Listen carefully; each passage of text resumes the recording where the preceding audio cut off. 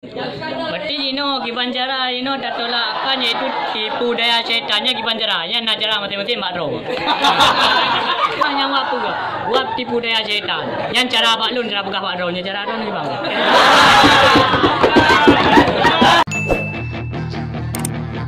Yeah, she's got some nice long hair and you know that she's a bad chick. All the boys stare, can't help it, it's a habit.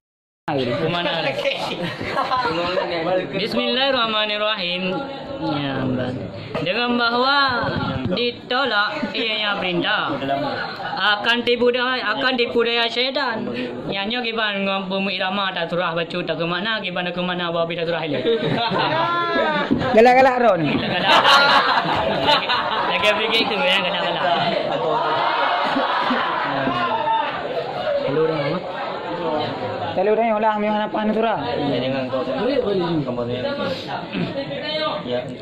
Berarti Gibanjara tak tolakkan iaitu tipu daya syaitannya Gibanjara. Yang nak cara mati-mati makro.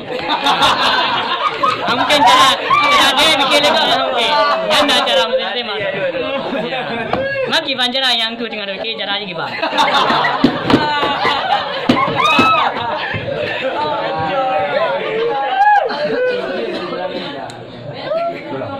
Jadi lagi macam tadi.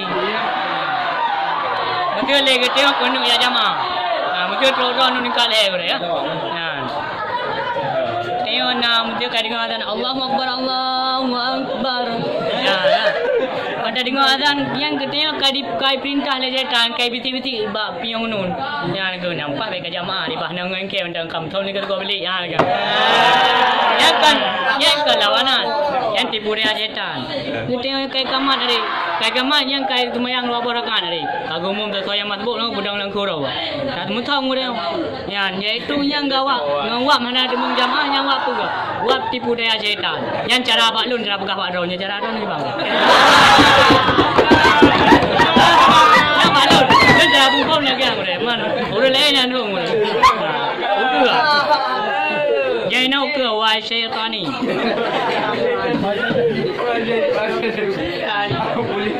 Nung lebih ya.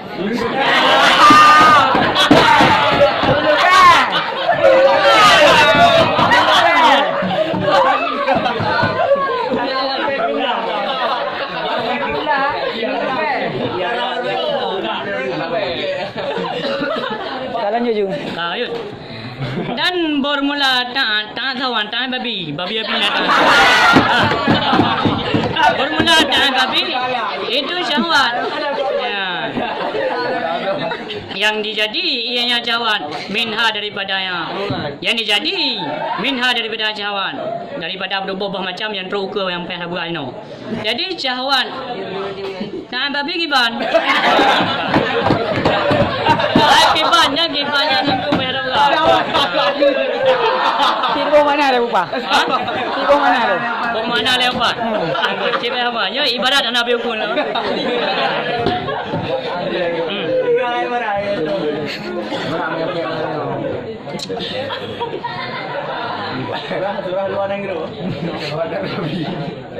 Yang bermula tangan babi itu syahwat.